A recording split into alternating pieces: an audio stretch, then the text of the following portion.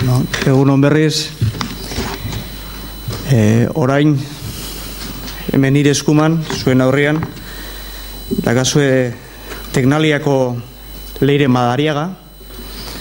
Leire Madariaga dugu Teknaliako edapenerako zuzendaria, eta Eluiar Aholkularitzako kidea den Idoia Aldekoa. Aurkeztuko diguten lana, izango da hizkuntza kudeaketaren garrantzia enpresen nazioartetze prozesuetan. Eta nire aldetik, aurkezpen labur bat egiteagatik, esatea Teknalia ikerketa arloan du Europa mailan jabetasun publiko ez duen lehenengo taldea. Uste otola dala, ez da? Bueno, Leire eta Idoia, zuena daitza. Eskerrik asko.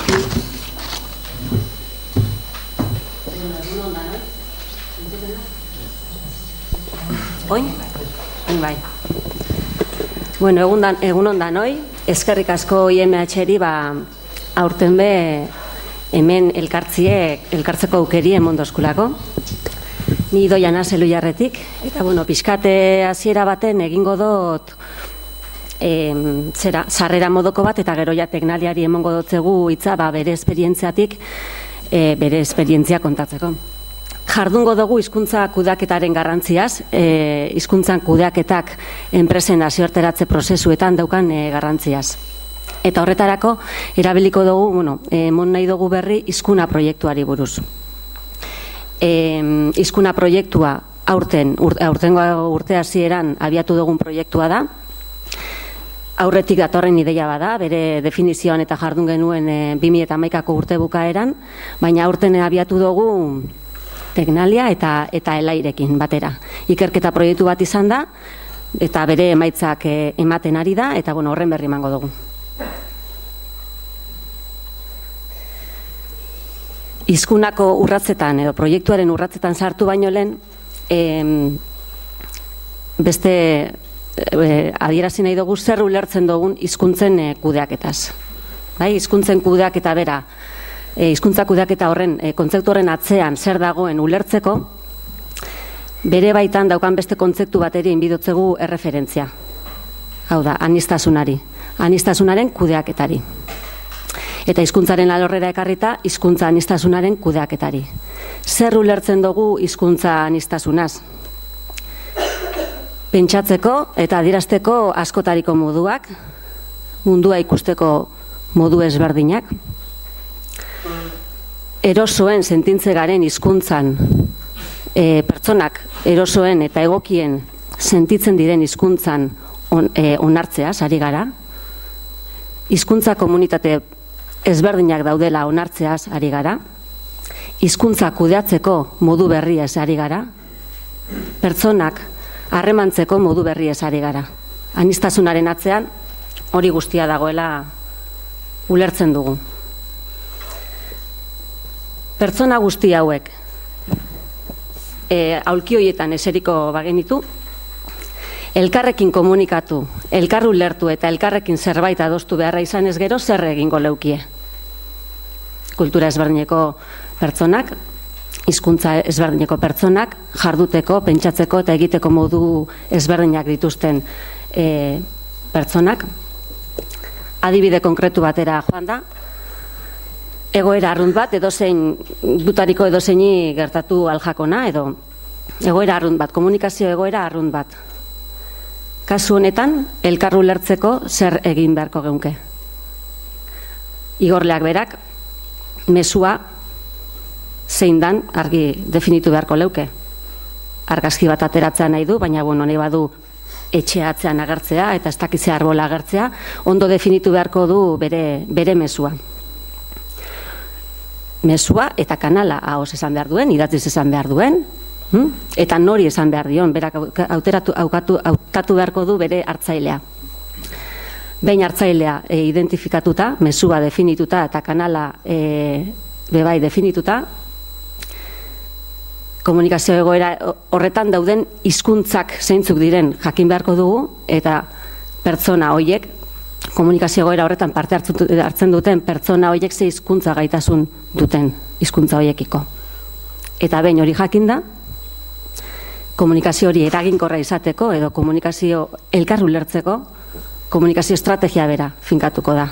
Orduan erabakiko dute nola ze hizkuntzatan egin. Ondo legoke ere jakitea eskuan momentuan baliabideren bat badugun, baiztegiren bat bultza horretan, edo baliabideak ere baliatu ditzakegulako hizkuntzen elkar ulertzeko eta hizkuntzak kudeatzeko orduan. Orduan, egoera horretan bi gauza pasauleik ez. Kode komun bat topauleike, hizkuntza komun bat, eta horrek hizkuntzen kudaketa erraztu egiten du, edota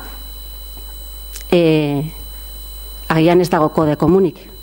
Eta horrek hizkuntzen kudaketa konplexuago egiten du. Orduan, komunikazioaren eraginkortasuna bera, hizkuntza horiek ondo kudeatzean datza. Argi dago orduan, komunikazio eraginkorrak berak hizkuntzen kudeaketa egoki bat eskatzen da dela. Orduan, ulertzen duguna da hizkuntzen kudeaketaren inguruan, garrantzitsua da lehenbizi komunikazio egoera eta zirkuitua aztertzea. Hau da, edozein komunikazio prozesutan ematen diren urratsak ongi definitzea. Nork, zer, nori eta nola. Komunikazioan parte hartzen duten hizkuntzak berak identifikatzea, komunikazio egoera horretan dauden pertsonen hizkuntza gaitasunak ezagutzea, eta hori da aztertuta hizkuntza estrategia, hizkuntza politika bera erabakitzea. Politika horrek jasoko dau hizkuntza bakoitzak daukan eremua eta funtzioa. Eta komunikazio hori laguntzeko, horretan laguntzeko, baliabideak jartzea ere garrantzitsua da. Hizkuntzen kudaketa enpresara ekarriz, elkar ulertzearen helburuari beste osagai bat gehitu behar diogu. Bai?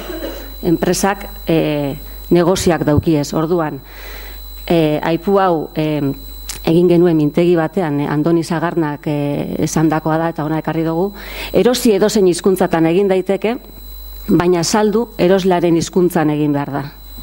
Enpresek ezaugarri hori kontutan eduki bidabe. Hau da, saldu, merkatu globalean egiten badugu eta aipatu dan moduan, gero eta enpresa gehiago dira nazioartera doazenak, Europarre ikerketek ere horrela dirazten dabe euren datuetan, eta merkatu global horretan hainbat hizkuntza aurkitzen doguz. Orduan, ezinbestean hizkuntza horiek kudeatu beharra ditu enpresak. Beste Europar ikerketa batek dioen moduan ere,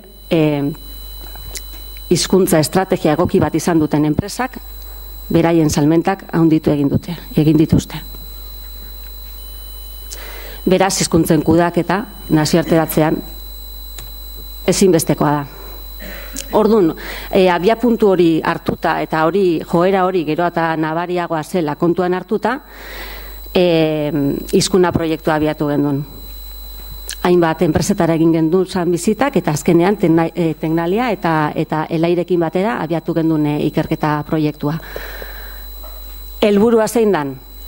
Merkatu globalean jarduteko, bai barrura, bai kanpora begira, enpresei hizkuntza aniztasuna kudeatzeko zerbitzuak eta produktuak eskaintzea. Zergatik hizkuntza aniztasuna modu eraginkorrean kudeatzea enpresarentzako abantaila dalako. Abantaila lehiakorra. Zergatik abiatu gendun? Testu ingurua berak eskatzen balako, gure bezero asko eta asko jada merkatu global horretan daudelako, egunero hizkuntzak kudeatu behar dituztelako, euskera eta gaztelaniaz gain hizkuntzak kudeatu behar dituztelako, merkatua bera aldatu dalako, globala mundua bera merkatua da, eta komunikatzeko bideak, komunikazio harreman bideak aldatu egin dira. Esparru horretan gero eta garrantzitsuako bera da, hizkuntza teknologia gero eta premiazkoa dela. Orduan, 20 urte daroaguz euskera planetan, 21, zehazki, badugu esperientzia hizkuntza kudeaketaren alorrean, horregaitik daukagun esperientzia hori, esparru eleanitz, edo merkatu global horretara eramatea interesgarria da. Horrez gain, hizkuntzen kudeaketan zerbitzu integrala emateko gaitasuna daukagu Eluiar talde bezala, eta horregaitik baloratu genuen talde bezala proiektu hau abiatzea. Aholkularitza metodologikoa daukagu, hizkuntza teknologia daukagu, eta soluzioak ematen ditugu. Beraz, apostu hori egin genuen eta lanean ari gara. Eta bestalde batetik, azken batean nazioarteratzeak berak merkatua irekitzen du. Baita guri ere gu enpresa bat gara, eta orduan argi dago nazioarteratzeak hizkuntza zerbitzuen merkatua eta hizkuntza industria sektorea bera indartu egin da dela, orduan merkatu aukera da eta baleatu beharra ikusten dugu. Labur kontauko dut Teknalian eman diren urratsak eta finkatu diren estrategiak hizkuntza kudeaketaren alorrean. Gero Leirek zehatzago edo bere esperientziatik kontatuko du prozesua bera. Eta hizkuntza kudeaketak Teknalian daukan garrantziaz jardungo dau. Orduan Teknalian abiatu gendun prozesua urte hasieran. Teknalia esan utzetik abiatzen. Hausnarketa bat egina dauka, eta jada topatu ginen hizkuntza aniztasunaren batzorde bat sortuta zegoen eta martxan zegoen. Eta hizkuntza politika bat diseinatuta zeukan. Orduan, gure lana izan zen, edo da, oraindik, pixkat hizkuntza politika horren esarpenaren zailtasunez, beharren diagnostiko baten gendun. Bai? Ikusi nola, esarpen hori praktikan nola ematen den.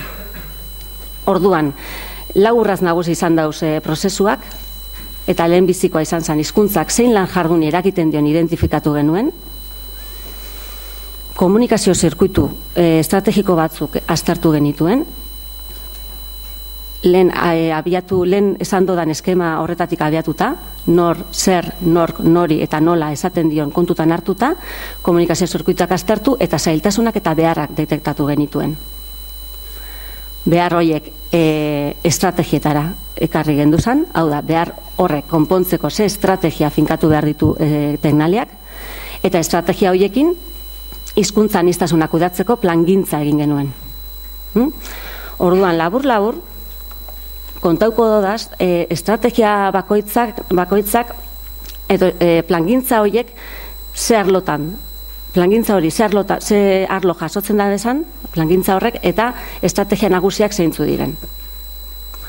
Plangintzak batez ere lau arlo jasotzen dauz. Hizkuntza estrategiaren alorra, barne eta kanpo komunikazioaren alorra, formazioarena, eta hizkuntza jarrerak eta sentsibilizazioarena.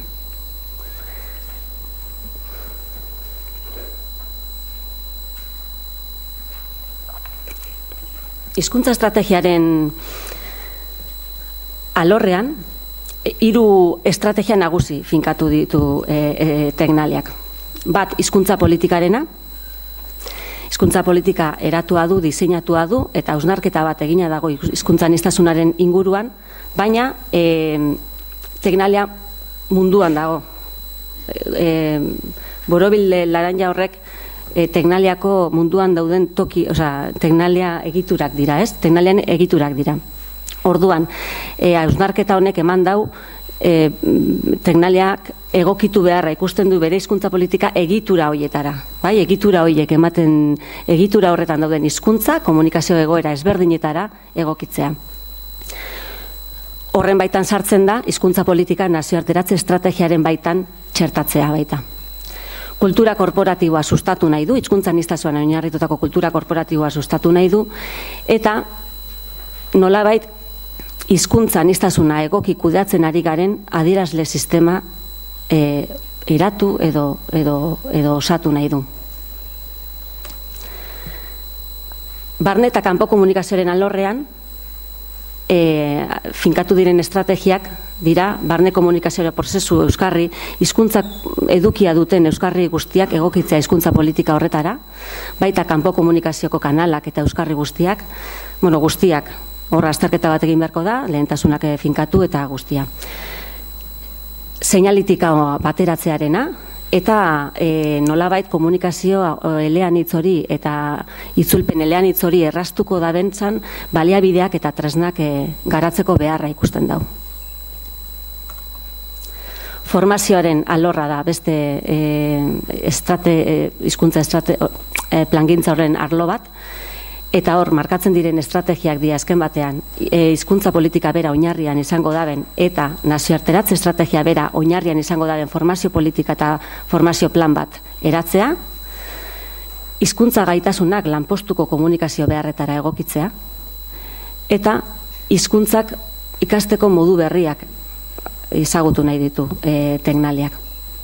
Horretarako, plangintza honek egia esan hainbat estrategia bakoitzak bere neurriak ipinita ditu eta bere ekintza zehatza ditu, bere epeak, bere lehentasunak, eta horretan ari da. Eta azken alorra, hizkuntza jarrerak eta sentsibilizazioarena da. Teknaliak hizkuntza aniztasunean oinarritutako kultura korporatiboa sustatu nahi du. Kultura bat non erronkak lekua duten, inklusioak lekua duen, parte hartzeak lekua duen, aniztasunak berak lekua duen, eta tolerantziak ere lekua duen. Pertsonen sensibilizazioaz ari gara, eta hizkuntza aniztasunaren normalizazioaz ari gara. Beraz, euskararen normalizaziotik haratago doa. Hizkuntza aniztasunaren normalizazioaz ari gara.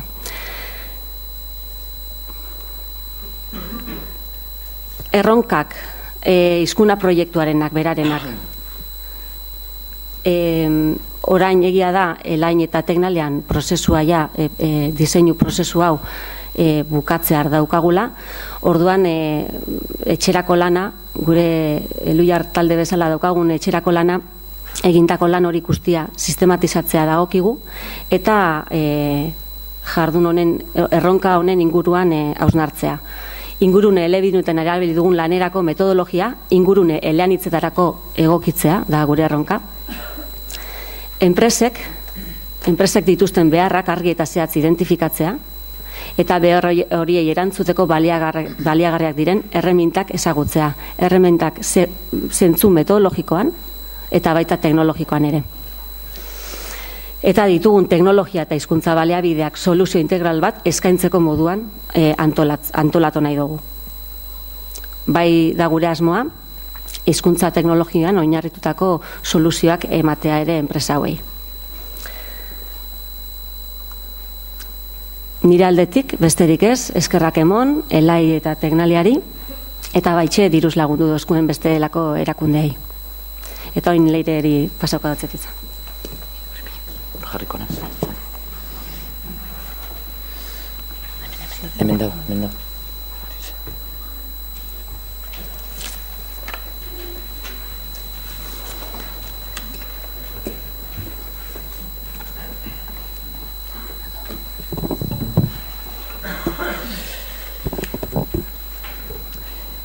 Egun on danori, buenos días.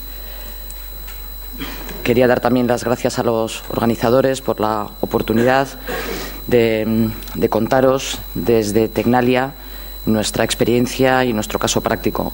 Idoia ha contado muy bien el proyecto en el que estamos trabajando conjuntamente, y quizás yo, para no repetirme, voy a intentar contar casos prácticos o quizás en qué se puede traducir o en qué estamos intentando traducir en Tecnalia el apoyo que nos está dando Eluiar y nuestra propia experiencia.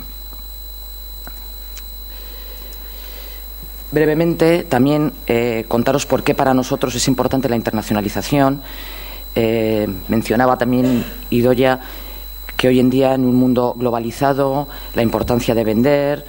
Es verdad que todos, en muchas empresas que voy a decir aquí en el Goibar, ¿no?, la cuna de la máquina herramienta, que voy a decir sobre los procesos de internacionalización, a vosotros, a muchas de las empresas que estáis por aquí.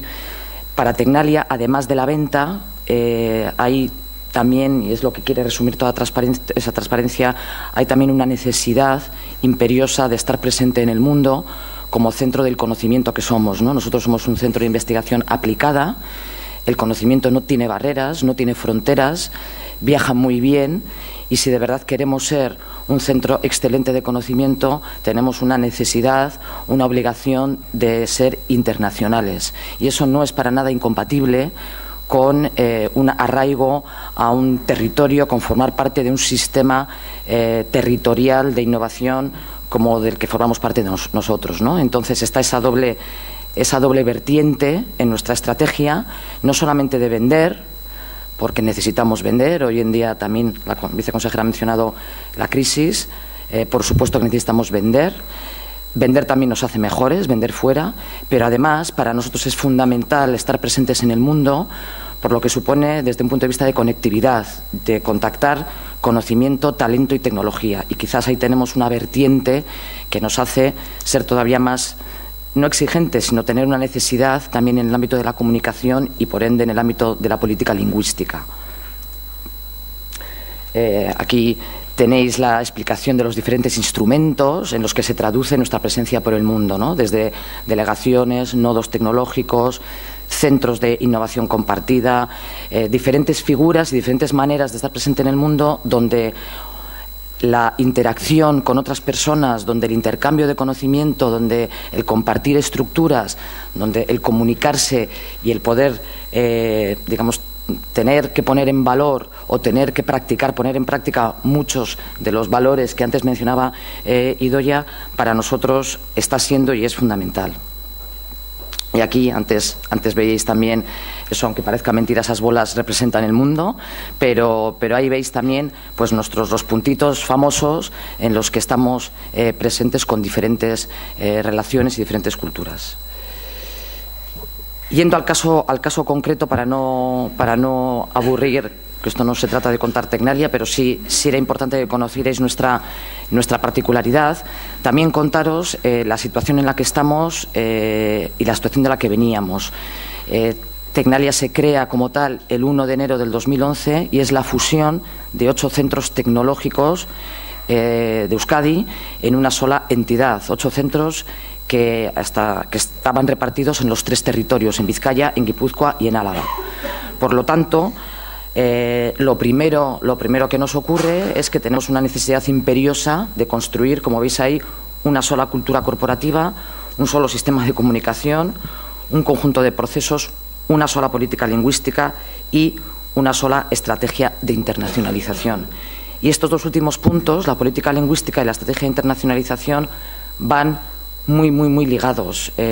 Nosotros, como os quería decir al principio, somos una organización que pretende internacionalizar el conocimiento, tanto para afuera como para adentro. El conocimiento radica en las personas, por lo tanto la comunicación es un elemento clave y, por lo tanto, la lengua es un elemento clave en ese ámbito de la comunicación. Esta es la presencia, hemos hecho un proceso de reflexión estratégico, veíais antes dónde estábamos. Esto es donde queremos estar en el año 2015 en el mundo.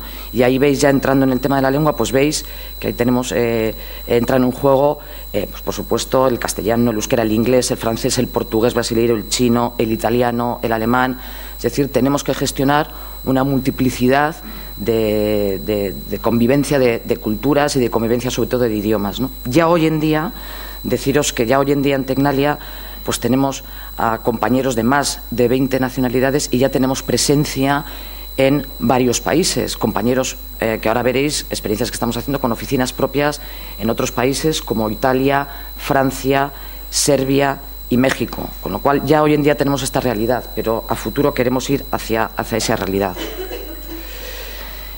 Empezamos, por todo ello, empezamos a poner en marcha algunas actuaciones en este ámbito. Como bien decía Idoia, definimos una política lingüística, pero para nosotros la política lingüística no solamente, porque para nosotros la política lingüística no solamente es formación en idiomas, que muchas veces en muchas organizaciones cuando hablas de tengo una estupenda política lingüística es cuál es tu política de dar clases o de cuáles son los apoyos. No queríamos o intentamos darle un espectro mayor al concepto de política lingüística, no la política de formación en idiomas, que es un elemento muy importante, pero que no es lo único en lo que pensábamos.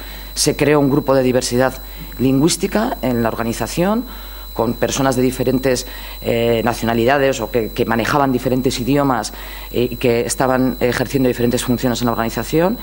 Se repasaron los ámbitos afectados por los idiomas y se empezaron a lanzar ciertas iniciativas. Las comunicaciones de la dirección, la obligatoriedad de que las comunicaciones de la dirección fueran trilingües, euskera, castellano, inglés, sensibilización en nuestros elementos de comunicación interna, pues revistas y demás. Se empieza a tratar el tema de los idiomas, pues, por ejemplo, con ejemplos como estos, ¿no? 10 trucos para practicar idiomas, cosas rápidas y sencillas. Se elaboró un diccionario de la terminología Tecnalia. Nosotros en el mundo, un poco en los centros tecnológicos, hay una jerga un poco particular e intentamos hacer un diccionario para que en los 3 idiomas todas las terminologías, digamos, las utilizáramos de la misma manera.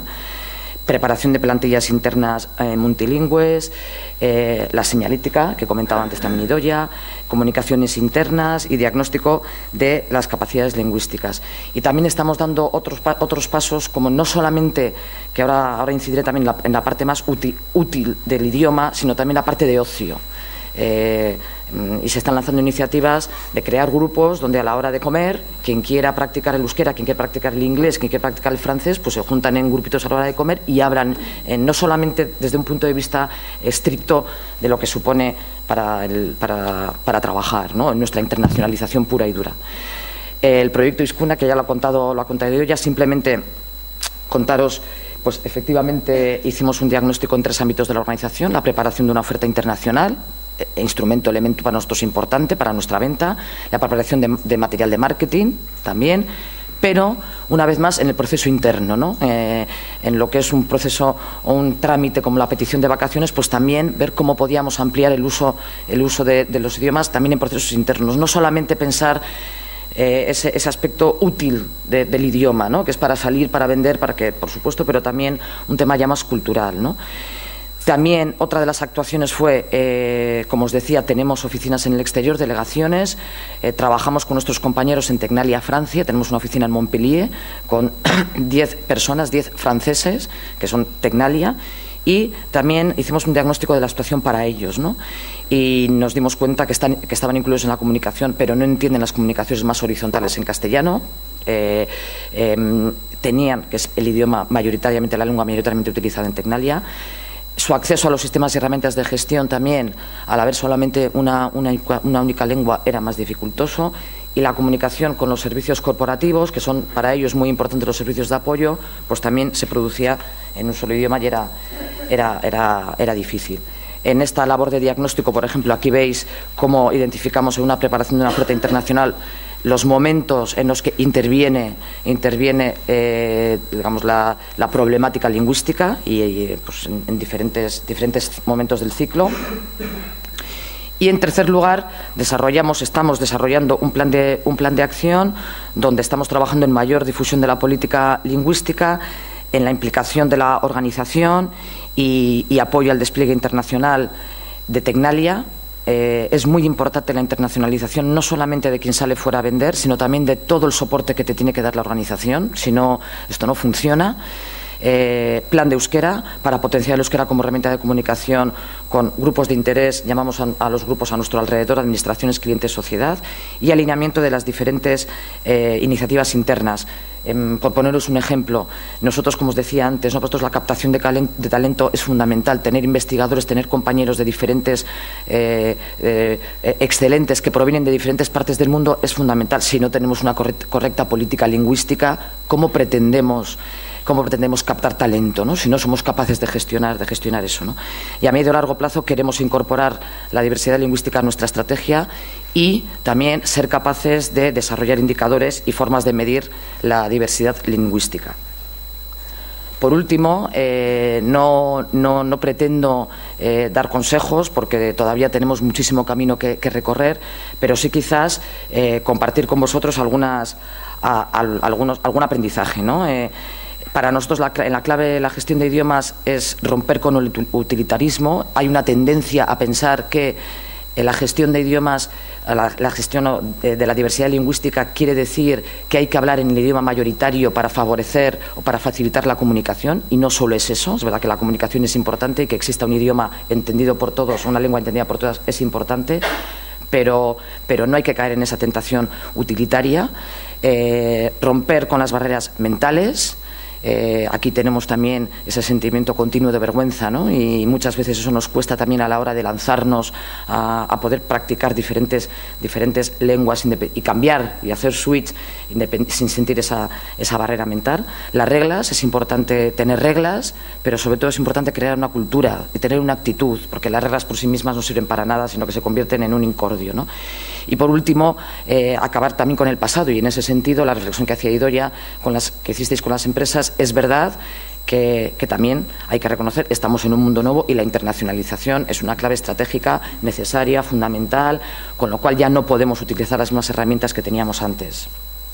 Por ello, nosotros creemos o intentamos fomentar una organización multilingüe con espacio para todos los diferentes idiomas que forman parte de nuestra lenguas que forman parte de nuestra organización. La participación, es muy importante que las personas se sientan partícipes. La paciencia, esto va muy lento, pero eso no quiere decir que no se esté avanzando, y el reconocimiento y también dar visibilidad a esos pequeños logros, a esos pequeños pasos que se van dando, ¿no? Es verdad que la gestión de la diversidad cultural y diversidad de los idiomas es difícil, pero es eso, hay que aprender a gestionarlo, no es algo inalcanzable. Nosotros estamos en el camino, nos queda muchísimo, y con ayudas como las de Eluyar, pues creemos que lo conseguiremos. Eskerrik asko.